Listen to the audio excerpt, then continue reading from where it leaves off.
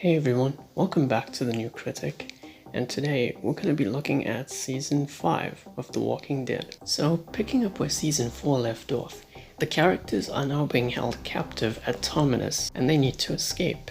They must also continue their search for a permanent sanctuary, while Eugene goes off to Washington, D.C.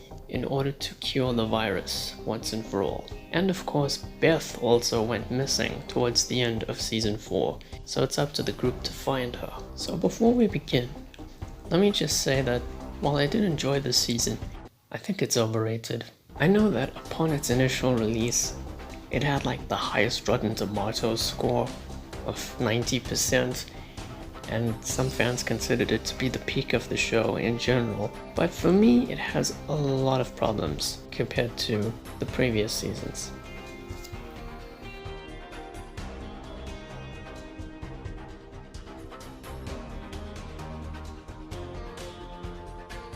So first of all, the premiere episode is easily my favorite premiere in the history of The Walking Dead. It's filled with some of the best tension and action in the series. We also learned a little bit about the community of Terminus and Garth, the person in charge. His somewhat cannibalistic nature reminds us that in this apocalypse, the humans are the true monsters, not so much the zombies. A few other characters had some interesting development this season. Firstly, if you ever want to know why Carol is one of the most popular characters on the show, just watch this season, particularly the premiere episode. Eugene and Abraham also had some interesting development, and their friendship is one of the highlights. The circumstances that Beth ended up in following her fate at the end of Season 4 were interesting, though I do have one major gripe with it, and we'll get to that later. This season introduced us to Father Gabriel, a priest who is one of those characters you'll probably hate at first, but from Season 6 onwards, he becomes much more likable and much more developed. And now he's one of my favorites. I'm a sinner. I sin almost every day. But those sins, I confess them to God, not strangers. There's also another character who is mysteriously following the group, but don't worry, their intentions are good. Sasha, Tyrese's sister, begins developing PTSD throughout the second half, for reasons that will be understandable. Rick had some of the best development in this season. Every time he is on screen in action, no matter what situation he is in, he is an absolute savage.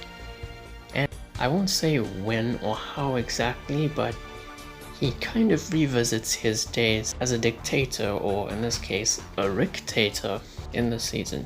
The zombies in this season were some of the best. The designs were cool, the situations they're put in. The introduction to a new community called Alexandria is pivotal for the season. Seeing the characters in somewhat of a caveman-like state in a pristine community, and the way that particular aspect of the season unfolds, leading up to the finale, was interesting. Speaking of which, the finale is the first 1 hour episode since the Season 2 premiere. But don't worry, there's enough content for that runtime, and it does a great job in setting the tone for Season 6.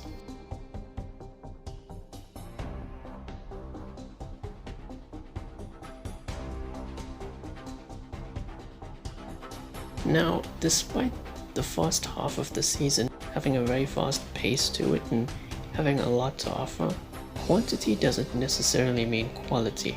For instance, while Garth was an interesting character, I wish that we could have seen more of him. He didn't need to stick around for the entire season, but when you watch the season, you'll get the idea. The whole storyline involving the whereabouts of Beth, everything leading up to that was fine, until the very end of it. While it was emotional, it was also anticlimactic and kind of nonsensical. Also, if you've watched the show right up until Season 5, you'll begin to notice a pattern. This isn't an issue of mine, but I know some people do have this issue. The Walking Dead follows a familiar zombie apocalypse formula and relies too heavily on it. But from season 6 onward, it kind of does away with that. Basically, the characters find a sanctuary, encounter some kind of threats, albeit humans or zombies, and are forced to leave that sanctuary in favor of finding another one. The Walking Dead comics are guilty of this too, and I'll admit the TV show did a better job with this. Let's just recap each sanctuary throughout the series. In season 1, you had the camp and the CDC. Season 2, you had Herschel's farm. Season 3 and 4 had the prison. Season 5, there was Terminus, there was Gabriel's church, and Alexandria. This is a formula that has been done to death in the zombie apocalypse genre. And while The Walking Dead definitely had some slight variations of it, it's still probably gonna get old for some people.